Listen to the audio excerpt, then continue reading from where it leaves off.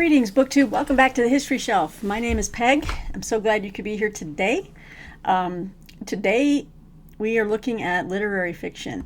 For those of you who are been longtime subscribers to the channel and those of you who are new, let me just put this out there as a little channel disclaimer that while history is my main focus, I read widely.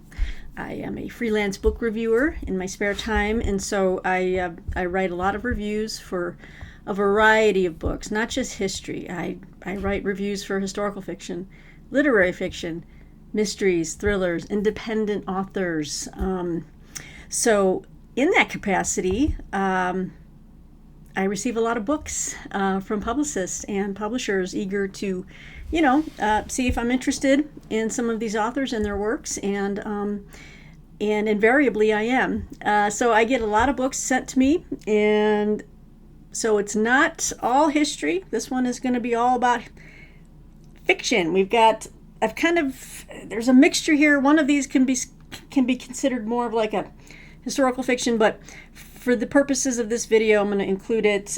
But I think most of these could be considered like literary fiction. I will have another video soon about a new spate of historical fiction that has come out or is coming out soon that I think you might be interested in. So stay tuned for that video. But let's pop into this video now where we're talking literary fiction. I have 3 books here from Europa Editions. They are fantastic. I've gone out to lunch several times with one of the publicists there when she's in town. Really enjoy the variety of work that they put out, both fiction and nonfiction. And I've reviewed both kinds for Europa. For different publications, but for some of the works that they've put out. These are some new works. A lot of works are in translation, which I always love. But let's pop into 3 of these Europa editions. And this one's got a little bit of smudge on the cover, a little dirty, but it's called The Colony, a novel by Annika Norlin. It's beautiful French flaps at Europa Editions. This is the finished copy. Let's pop into this. Burnt out from a demanding job and a frenetic lifestyle, Emily has left town to spend a few days in the country. There, in the peaceful, verdant woods by the river, she encounters a mysterious group of people whose lives are marked by feelings of alienation and the longing to live differently. They are misfits, each in their own way, all led by the enigmatic and charismatic Sarah. How did they end up there? Can they be content with the well-defined roles they've been assigned? Where is the line between dangerous cult and benign experiment in communal living? And what happens when an outsider appears and stirs things up? An ingenious blend of humor, emotion, unforgettable characters, and sharp social commentary, The Colony is a magnetic and deeply touching story about love, community, and the unfathomable power we have over others, and that others have over us. Annika Norlin is a Swedish author. Okay. And this is her first novel. Fantastic. And it's about 400 pages, so it's a nice beefy read. It sounds very interesting. My historical knowledge of communal living tells me that it never really works out. But let's take a look at The Colony. I think that would be kind of a fun read. We'll see if it changes my mind about anything. Oh, this is translated from the Swedish by Alice E. Olsen. So this one is out now.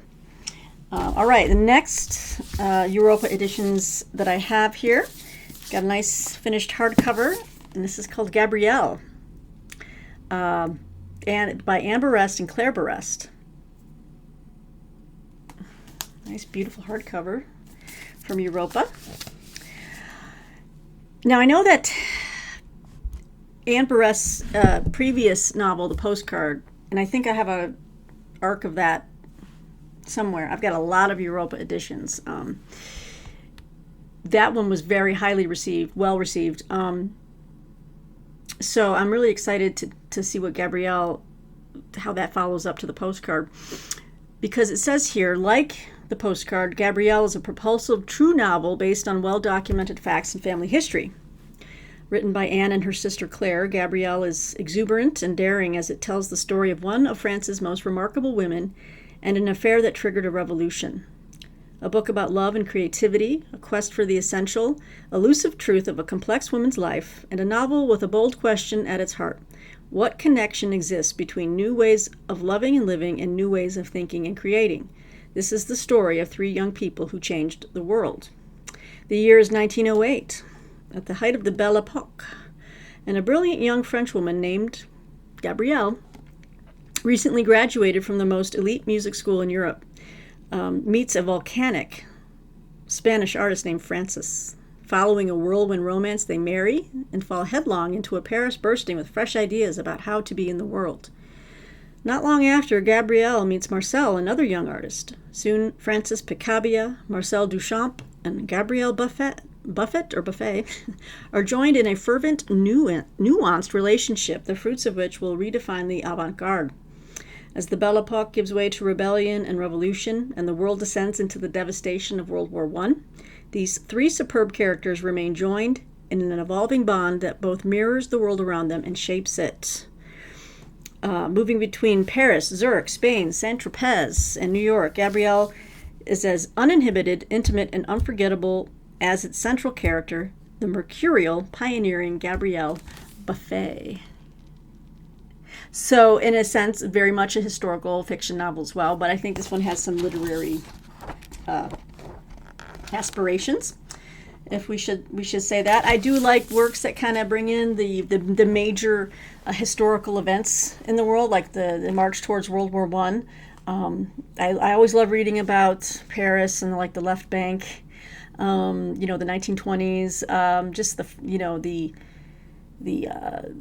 the fervent, I think I just said that fervent, but they say it in here. But yeah, the energy around writing, ideas, art. It's just a fun time to read about. So this should be a really good novel that I'm looking forward to reading this summer.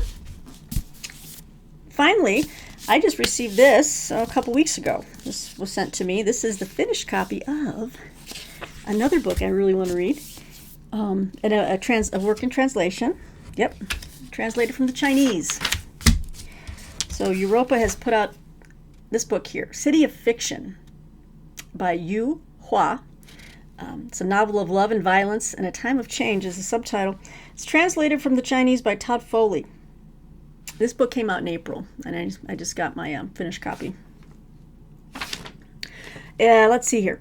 In the early 20th century, trying not to cover up the title. In the early 20th century, China is a land undergoing a momentous social and cultural shift, with a 1,000-year-old empire crumbling and the nation on the brink of modernity. Against this backdrop, a quiet man from the north embarks on a perilous journey to a southern city in the grip of a savage snowstorm. He carries with him a newborn baby. He is looking for the child's mother and a city that isn't there. This is a story of two people. A man who finds unexpected success after having journeyed to the hometown of the woman who abandoned him, and the woman he is searching for, who mysteriously disappeared to embark on her own eventful journey. This is a story about vanished crafts and ancient customs, about violence, love, and friendship. Above all, it's a story about change and about storytelling itself, full of vivid characters, ranging from bandits to vengeful potentates, from prostitutes to deceitful soothsayers, and surprising twists. An epic tale, as inexorable as time itself and as gripping as a classic adventure story. So that sounds fantastic to me. I love reading literature that's translated from the original language. I just love reading works from around the world. I just want to broaden my understanding of just what it is to be a human. And these type of works really just take you out of your own culture, out of your own narrow blinders, and just opens up a world to like just how other people have lived, over time. And that's why I do, I read history, but I read fiction to flesh it out, to really explore what the emotional experience of people in different times and places. So I'm excited to read City of Fiction by Yu Hua. This is out right now. Like I said, it came out in April from Europa Editions, and they are just cranking out fantastic work. I should do a special video and just on all the Europa books that I have and talk about the ones I've reviewed and ones I'm working through. If you're interested in that, if you really like Europa Editions, I know Johnny Keene's a big fan of them. Let me know in the comments below, and if you'd like a dedicated video where I just kind of go through all the Europa books that I have, and maybe that can open up something for you and add something to your TBR. So let me know. All right. So this book is probably maybe considered more historical fiction, and maybe kind of thrillerish, but I don't know. I think this one might. It's based on a true story, so I want to include it here.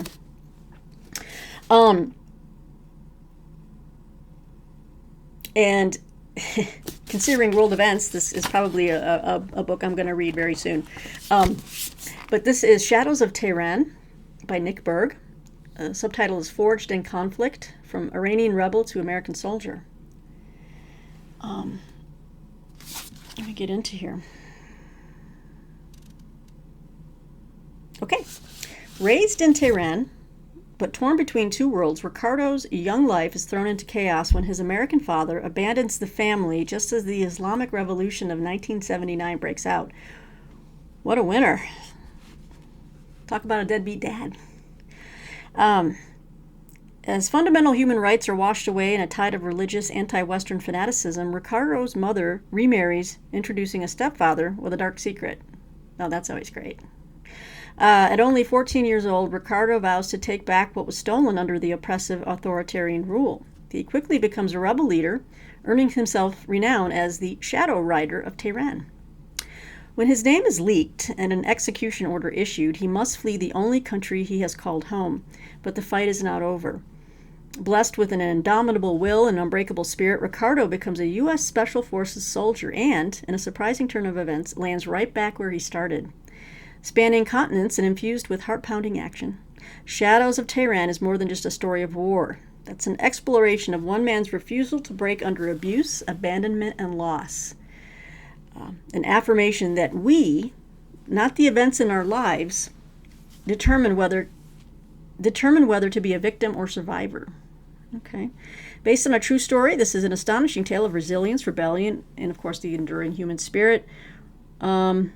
One that will inspire anyone facing their own shadows to keep pushing forward. Well, that's always a good message. And here's our author, Nick Berg. I'm excited to read this. I'll give you a little bit more about Nick Berg. Nick Berg is an American author whose life has been marked by tragedy and resilience. Born in Tehran to an Iranian mother and American father, he experienced Iran's vibrant culture and violent political upheavals.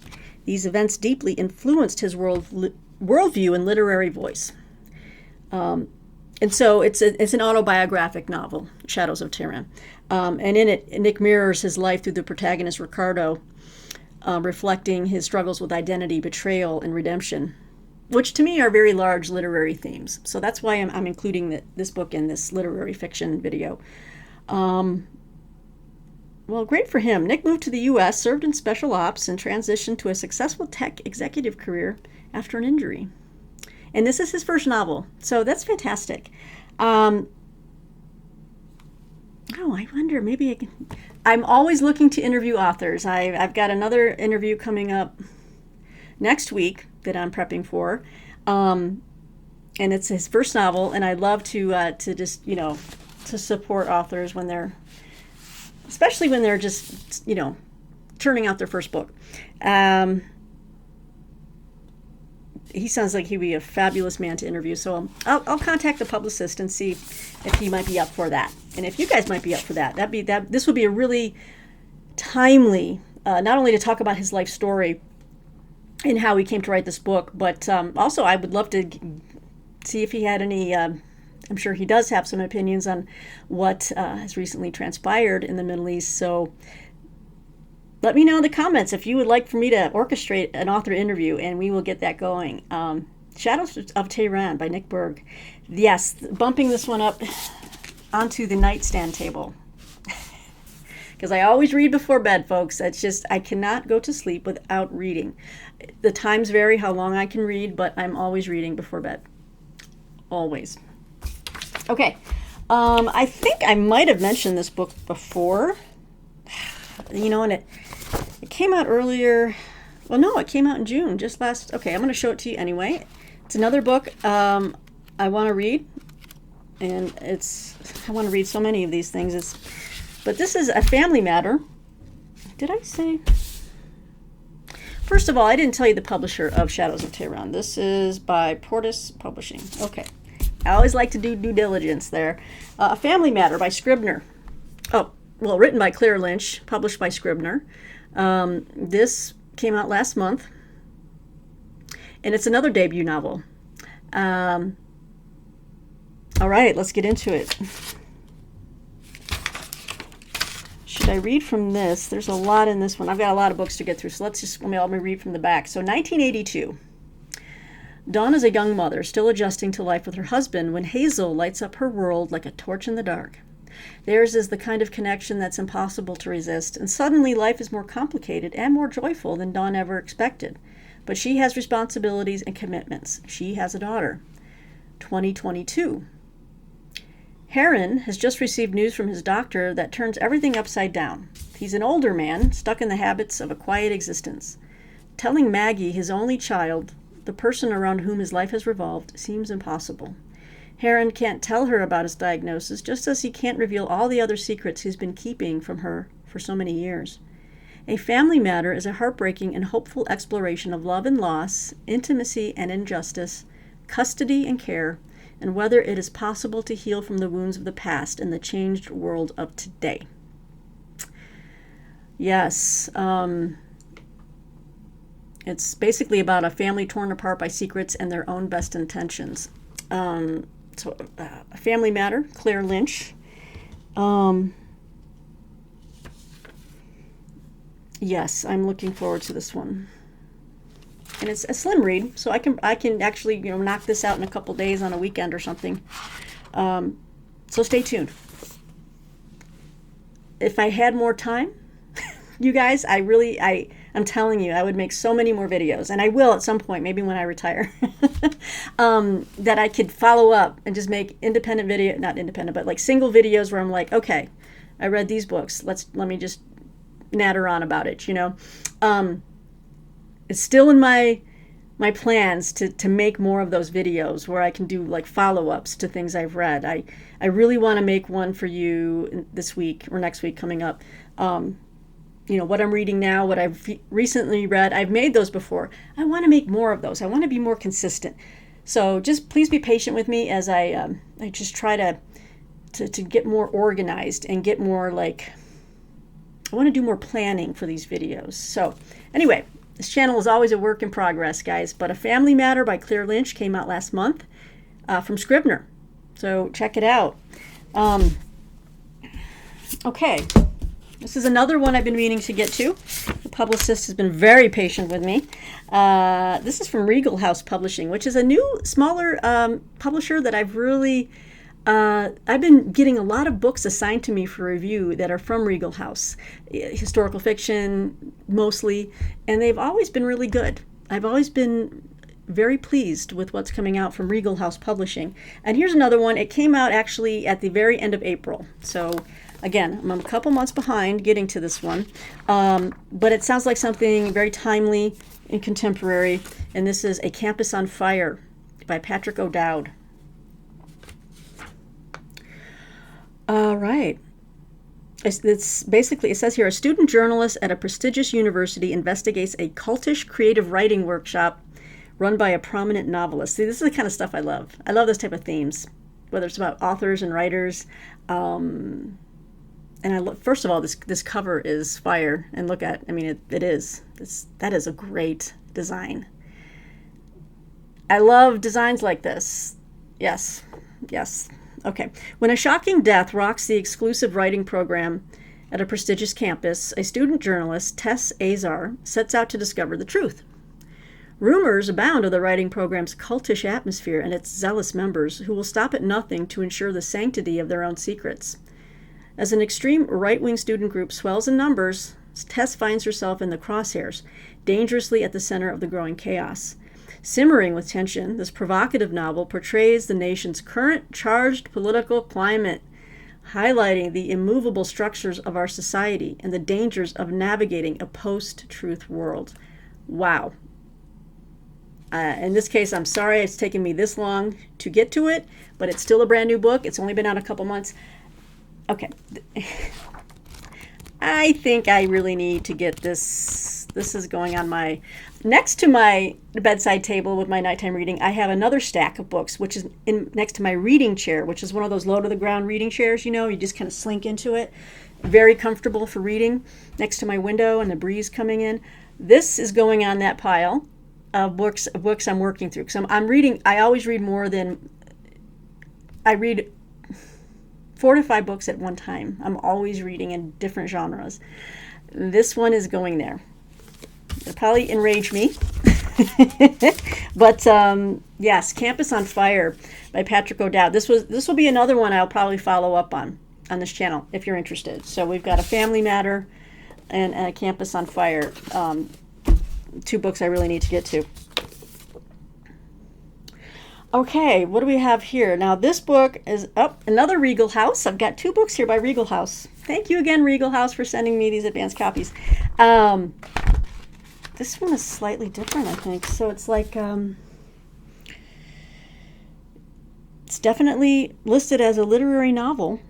This came out in March, but it's available, guys. And this is Play with Knives by Jeanette Horn. Not too large of a book. Again, this is the advanced copy. What we have here, a struggling theater troupe tours the Midwest by surreal train, where aspects of their plays come to life and wreak havoc in this inventive literary novel. Okay. Edgar Cosentino can't stand lies. A talented painter, he's hired as the set designer for a struggling theater troupe touring the Midwest by train. Within its eccentric cast, he finds happiness in his budding relationship with actress Ava Vale. But Ava Vale. But Ava soon realizes his revulsion for lying has accidentally trapped her with a secret. She's technically married.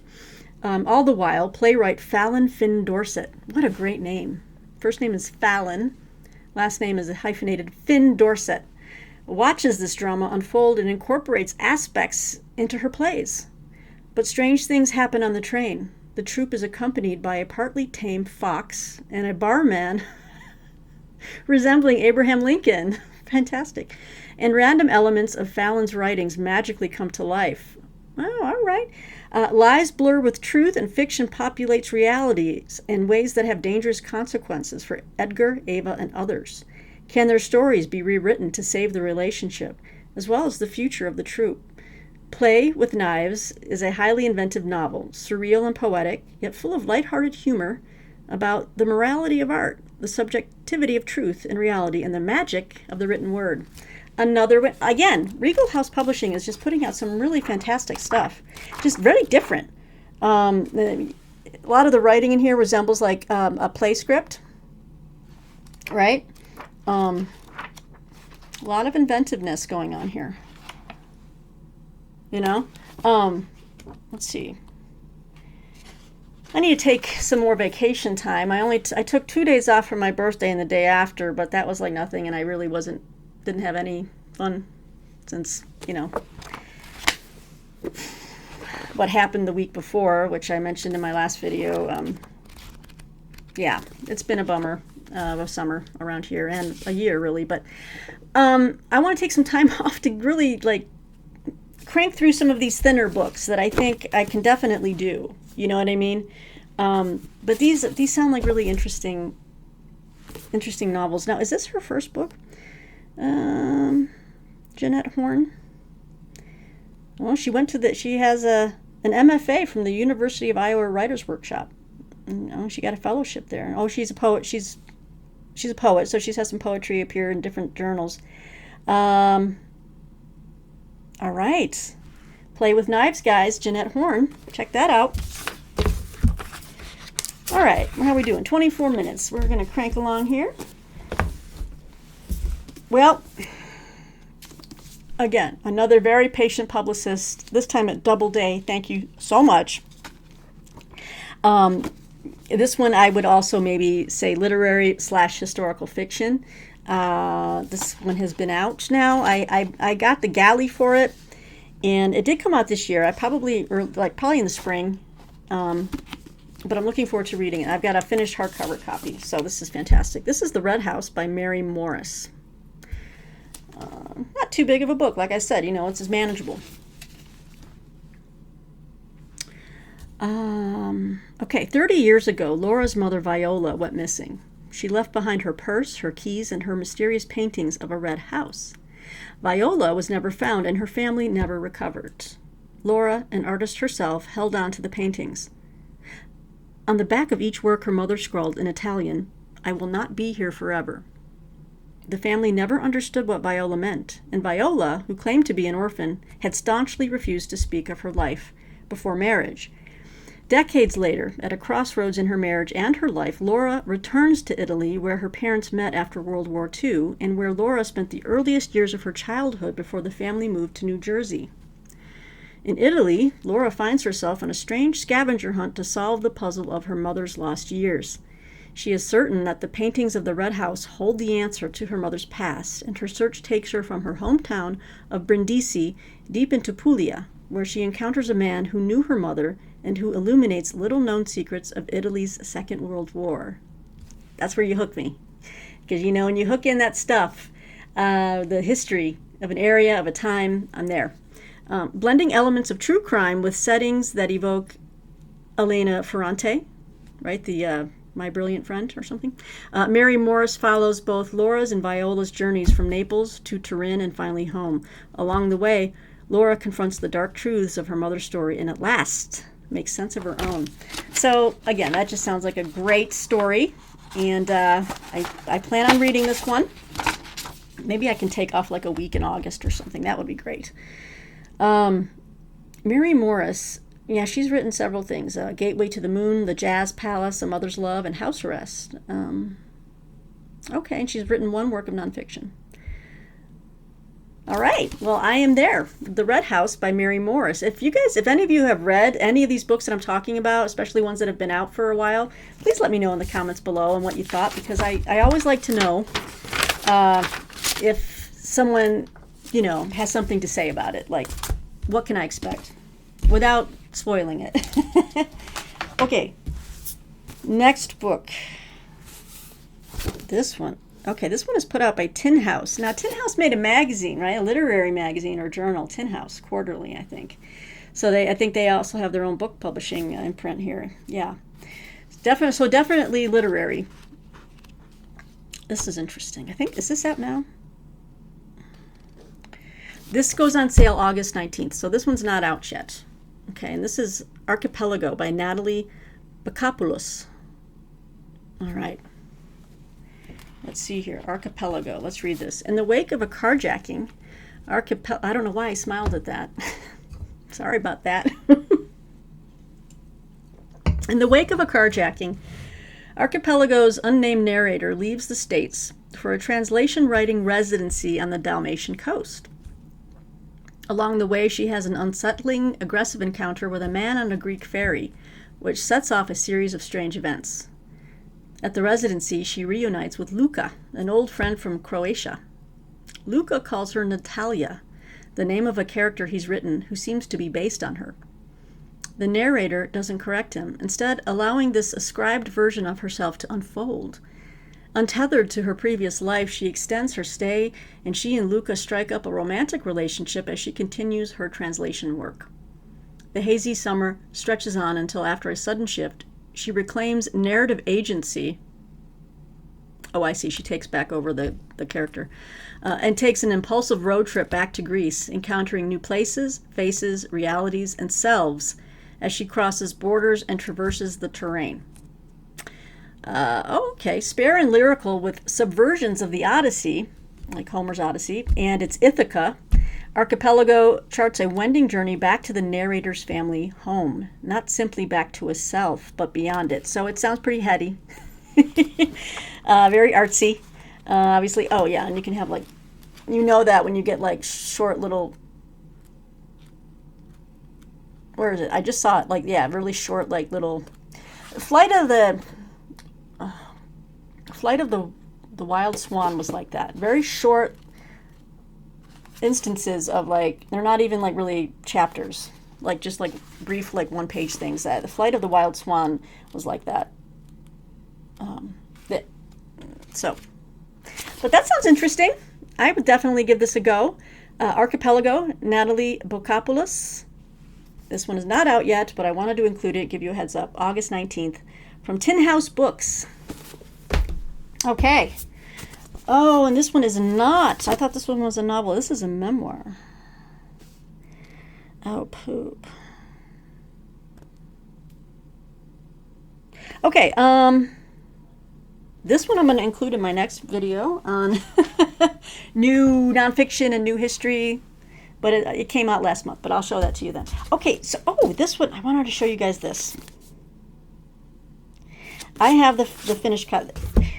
The good folks at Grove Atlantic Publishing reached out to me, and they wanted me, I think because I show a lot of fiction that's in translation or like by writers from different countries, they said, would you be interested in taking a look at these two books that have been reissued in paperback? So they're not brand new, but I'm really excited. Both of these books came out on June 17th, so I'm only a couple weeks late getting to these, but I wanted you guys to be aware of these. This is a writer I've never heard of before, but I am so excited to dive in. They're two small little volumes. Which one should we start with first here? Okay, and this is the author is Amos Tutollah, who lived from 1920 to 1997. Okay, he was born in Nigeria. Okay, so this is his first novel. We'll start with this one. It's called The Palm Wine Drinkard. Amos Tutollah. Now, what a just a colorful cover. I love it. Very slim little volume. All right, but Grove Atlantic, I guess, got the rights to republish it or reissue it in paperback form. So let's talk about this Palm Wine Drinkard here. Widely considered to be his masterpiece, Amos Tutollah's debut novel of a nightmarish quest into the land of the dead was first published in 1952. Named one of Time's 100 best fantasy books of all time, and introduced by Wole Soyinka, who identifies Tutollah as a forerunner of Gabrielle Garcia Marquez, Ben Okri, and Sharnush Parsipur. The Palm Wine Drinkard tells the phantasmagorical story of a wealthy... this is going to be fun. It tells the phantasmagorical story of a wealthy alcoholic who drinks 225 kegs of palm wine a day, and his journey into the nightmarish Dead's Town. That's the name of the town. It's called Dead's Town. Drawing on Yoruba folklore, that's a tribe, Yoruba. The Palm Wine Drinkard is a seminal work of African literature from one of Nigeria's most influential writers and an important part of the global literary canon. Fantastic. Okay. Love discovering new writers, especially international writers, dead or alive. Love it. This sounds... I'm going to read this one first. Again, this is going to go on my stack of slim fiction that I need to work through this summer, guys. If any of you out there are familiar with this author, please comment below. I want to hear from you. So this was his first debut novel. Grove Atlantic put out these very colorful, beautiful reissues. Now, the second book that he wrote is My Life in the Bush of Ghosts. Okay. Beautiful. Another beautiful... I love the design on these books. They're fantastic. All right, so this book, first published in 1954, so 2 years after The Palm Wine Drinkard. Let's see, is the second novel by Amos Tutollah. And in it, a small boy finds himself lost in the heart of an impenetrable African forest populated with fantastical beings and ghosts. As every hunter and traveler knows, it is almost impossible to leave the bush. Yet the appearance of the television-handed ghostess. Oh, wow, that's wild. So she has televisions for hands? The television-handed ghostess may offer him a rare opportunity for escape. Published for the first time with an introduction by Kava Akbar, My Life in the Bush of Ghosts is a masterpiece of the surreal that blends Tutollah's native Yoruba culture with the encroaching influences of British colonialism in West Africa. So yay for Grove Atlantic to get the rights to this, to republish and reintroduce this writer and his works to, just a new generation. And also just eye-catching covers. I love it. So, yes, I've got so many literary novels I want to read this summer and fall. But these are definitely two. Again, I think I'd like to follow up with you guys on these. Let me know in the comments if you would like me to do that too. I'm going to try to make a list of ones where people are like, yes, definitely. And I'll try to knock those out first. Okay, what else here?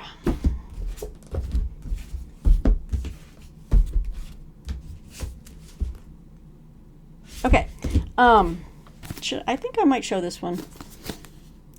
I think this one's going to be, I can kind of consider it as historical fiction, but I think just from what I've already read about, like looking into the writer and just the premise of the book, I think this could actually fit under literary fiction.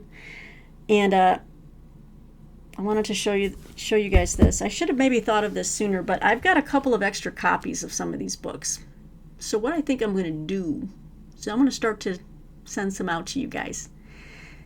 I think Media Mail is not, I think that postage is not increasing, but it's not like I can do this all the time just because, money's tight for all of us. But I've got some extra copies.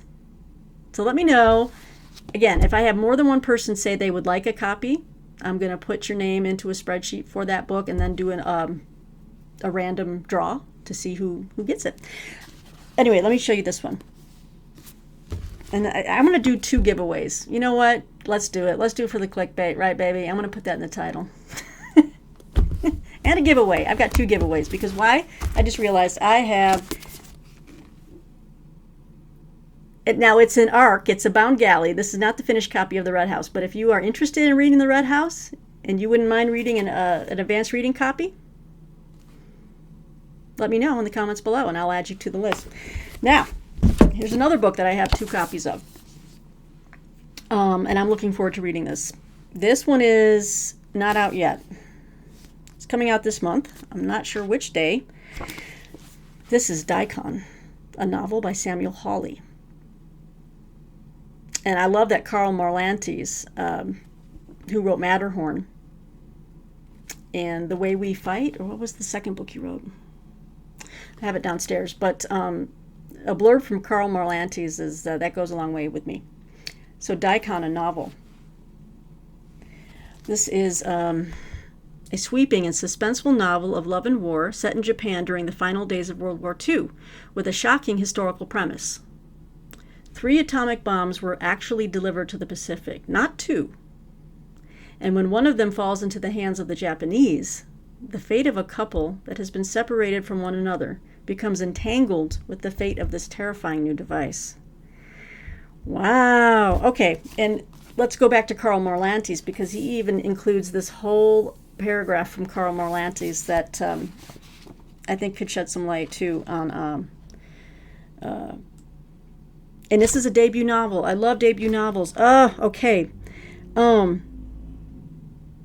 Samuel Hawley wrote a nonfiction book that I actually want to look up. It's called The Imjin War, which is the most comprehensive account in English of Japan's 16th century invasion of Korea and attempted conquest of China. I'm going to be getting that. But it's his first novel. Okay, he's been mostly a nonfiction history writer. Let me give you a little bit more. Actually, I'm going to read more from the inside about what this book's about. So, war has taken everything from physicist Kaizo Kan. His young daughter was killed in the Great Tokyo Air Raid, and now his Japanese-American wife, Noriko, has been imprisoned by the brutal thought police. An American bomber downed over Japan on the first day of August 1945 offers the scientist a surprising chance at salvation. The Imperial Army dispatches him to examine an unusual device recovered from the plane's wreckage, a bomb containing uranium, and tells him that if he can unlock its mysteries, his wife will be released. Working in secrecy under crushing pressure, Khan begins to disassemble the bomb and study its components. One of his assistants falls ill after mishandling the uranium, but his alarming deterioration and Khan's own symptoms are ignored by the commanding officer demanding results. Desperate to stave off Japan's surrender to the Allies, the army will stop at nothing to harness the weapon's unimaginable power. They order Khan to prepare the bomb for manual detonation over a target, a suicide mission that will strike a devastating blow against the Americans. Khan is soon confronted with a series of agonizing decisions that will test his courage, his loyalty, and his very humanity. An extraordinary debut novel that is the result of 27 years of work by its author. Daikon is a gripping and powerfully moving saga that calls to mind such classics as Cold Mountain and From Here to Eternity. Wow. It is set amid the chaos and despair of the world's third largest city lying in ruins, its population starving, and its leadership under escalating assault from without and within. Here is a haunting epic of love, survival, and impossible choices that introduces a singular new voice on the literary landscape. So yeah, that's definitely literary. So Daikon, a novel by Samuel Hawley. I will be reading my copy. Like I said, I have two. Let me know in the comments below. And again, I'm just going to let everyone knows I'm going to be doing this by random. So let's see. I probably should put an end date for people like commenting and asking. Let's say a week from today, because I don't know when I'm posting this yet, but a week from whatever day, the day that you saw that this was posted, I will go in and see who requested, who would like Daikon, a novel. Again, these are not corrected copies yet. These are just the advanced copies. So, and then The Red House by Mary Morris. So we've got a little giveaway. Let me know, and after a week, I will pull random winners, and I'll send it to you. How's that? Wow, so there's a lot of fiction out there, guys. A lot of fiction I want to read. I've got more here, but I think I'm going to save that for another video. I've got a lot of fiction to show you. But anyway, I've got a nice 42-minute video for you. Let me know in the comments below what jumped out at you here, what you're interested in, what you might be adding to your TBR, and of course, enter in your name and let me know if you're interested in your name being added to the drawing for Daikon and the Red House, and we'll see if we can hook you up. It's been happening a lot more here as I increase my exposure in my writing and my book reviewing. I'm starting to get books that are sent to me unsolicited, or there hasn't been any communication. And then I think, too, that sometimes the publicity assistants kind of just, I might send 2 copies by accident, you know what I'm saying? So as I'm getting doubles of things, I'm setting them aside, and I'm like, okay, what can I do with this? Let me just do a giveaway. Maybe can we do like a read along? I'm trying to think of new ways to engage with you guys, and maybe, with these extra copies, if you guys might be interested in, doing a buddy read or something like that. That could be fun, right? So let me know. But anyway, guys, thanks for joining me for another episode. And thanks for tuning in. I know that my history videos get more opens, and people, because my name is, the channel name is The History Shelf, obviously. But I read fiction too. So it's like I gotta include both. So anyway, guys, that's enough rambling on. Anyway, I hope you're having a great day out there. Be safe, be well, be kind to each other, and we'll see you next time here on The History Shelf. So thanks again, guys. Love ya. Bye.